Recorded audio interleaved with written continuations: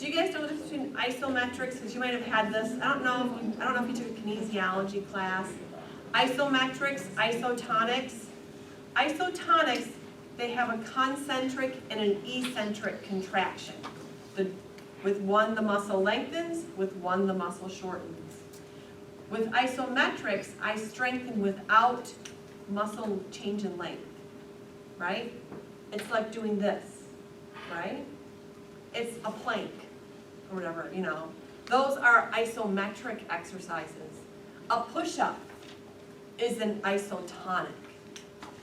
A plank is an isometric, okay? So you can do an isometric contraction to the first dorsal interosseous. Otherwise, no strengthening.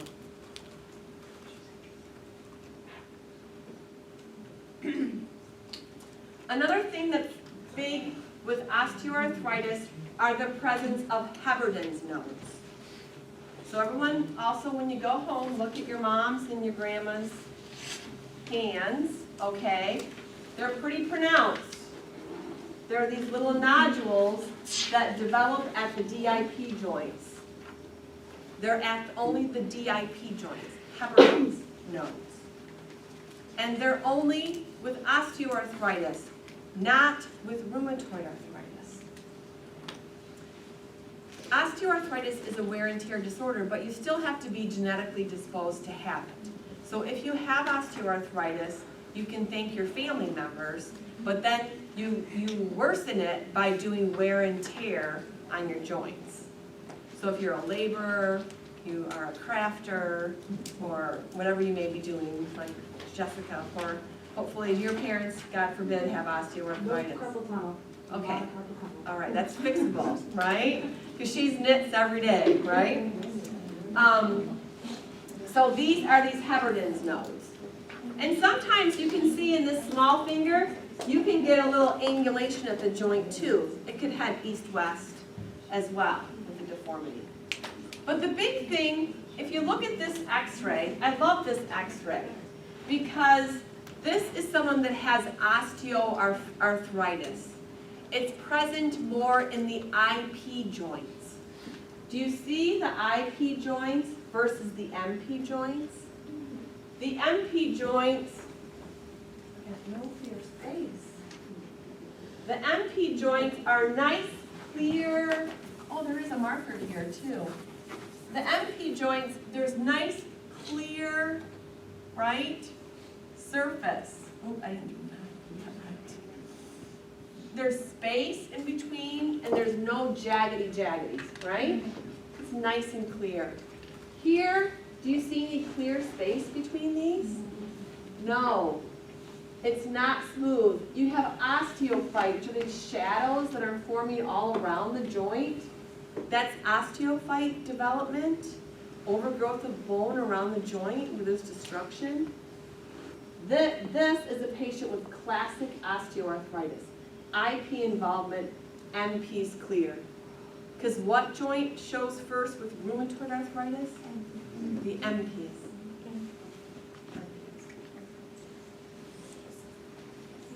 Another thing that can develop with osteoarthritis are mucuses.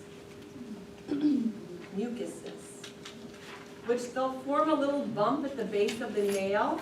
They can affect how the nail grows, so the patients might get a weird groove or ridge in their nails. Sometimes they can burst open and leak fluid and have an open wound. They need to be surgically removed, but they're common with osteoarthritis when you also have these Heberden's nodes.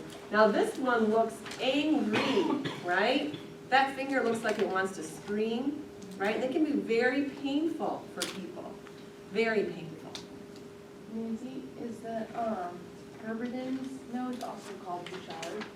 Bouchards are when you have them at the PIP joint. That's the next slide. So when you have them here at the PIP joint, different name, Bouchards. DIP joint, Heberden's nodes. Okay? All right. So our goals for treatment, decrease the pain and the inflammation. If you decrease the pain and the inflammation, the strength will naturally go up without strengthening activities. Decrease the force on the joints by using protective splinting with function. So like with pinch, 1 pound of pinch out at the fingertips equals 10 pounds of force at the base of the CMC joint. Which is why osteoarthritis at the CMC joint of the thumb is so profound. I mean, so common, especially amongst middle-aged women. You want to keep range of motion, because once those joints get destroyed, you lose mobility. And then once you lose mobility, you lose function. So preventing the contracture and then increasing the function. So we don't want to do strengthening activities with people with osteoarthritis. We want to splint them to rest and support and adapt their activities. If you splint them to rest them, it will decrease the inflammation, which will naturally allow their strength to be improved. They don't have a muscle problem, it's a joint problem. Strengthening will not change this, right? This is the problem. It's not a muscle problem. So strengthening is not the answer. Okay, so there's tons of things that are out there for adaptive equipment. So what I like to do, if I have patients that are referred to me with osteoarthritis, I usually like to splint, even if it's bilateral, I'll splint one side the first visit, see if they like it, right? Schedule a next visit for them to come back. I usually give them some education about some adaptive equipment. And I have them go home and I have them purposefully look at what activities cause them pain. Because they may not have even been paying attention, right? What activities cause them pain? And then there's all kinds of equipment. We don't want to sell them the world, right? We want to pick a couple of things. Sometimes changing one door handle, like the door in the pantry. I'm in and out of my kitchen pantry 100 times a day, right? Or the bathroom door, or the door from the kitchen to the garage that you go in and out of all the time. Changing one sink handle. You know, if they're a reader, that continuous pinch of holding a book open is horrific. Any prolonged pinch, 1 pound of pinch, 10 pounds of force, okay? And then you've already probably heard me say like the term skin to win. The more skin on an object, the more support you have for your joints. So if I pick up something like this, not much skin, right? If I hold it this way, a lot of skin. So skin to win, get more skin on whatever you're grabbing. Use bigger joints, enlarge handles, adaptive equipment, modify lifting, modify gripping. You know, slippery and thin is not good as thick and rubbery handles, good grips, things, jar openers, all kinds of stuff. And these are all common sense things. So for treatment, you know, this is a lifelong thing. We're not going to be seeing them 35 visits in the clinic for osteoarthritis. 2 or 3 for splinting, education, activity modification, and recommending equipment. 3 visits max, right?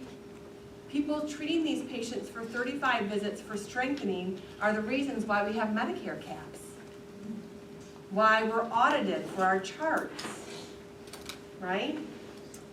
And strengthening, maybe some isometrics might be helpful, especially if they maybe are deconditioned, but strengthening with doing joint motion for those already destroyed joints increases wear and tear. It's bad.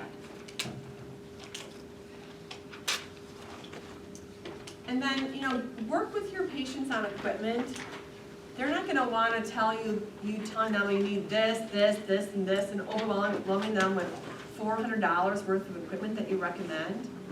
Let them go home, find a couple of things that are really causing them a lot of pain, and if you can change 2 things, that might really change the amount of inflammation that they experience to allow them to do other things. And if they play guitar, I never tell them, oh, you can't play guitar anymore because you have osteoarthritis. Change your faucet handle, and that may decrease your inflammation enough so that you can play guitar. I never tell my patients they can't do what they love. Could you also suggest, like, maybe play guitar but moving it, how much you do a day? Maybe? You could be smart with respect to your pain. There's even adapted crochet and knitting things that you can do that will hold the string and help guide the string so you don't have to hold it so tightly when you're knitting and crocheting. There's all kinds of things out there. Just changing one thing might make a huge difference. So look, we're done 10 minutes early. We could have taken another break. Any questions? Yeah. What is on, Kaput ulna is that dorsally subluxed ulna. It's called kaput ulna syndrome. And you can also check it with what's called a piano key sign, where you press down on the ulna, push it volarly, and you let go and it pops back up like a piano key. So I didn't use that term, but it's called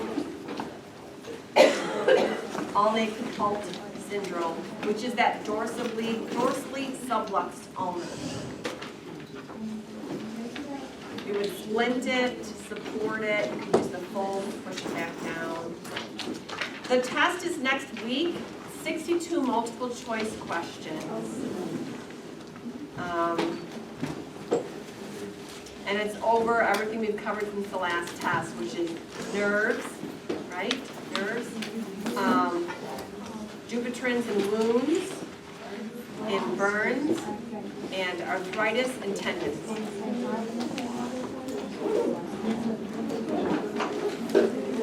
All right?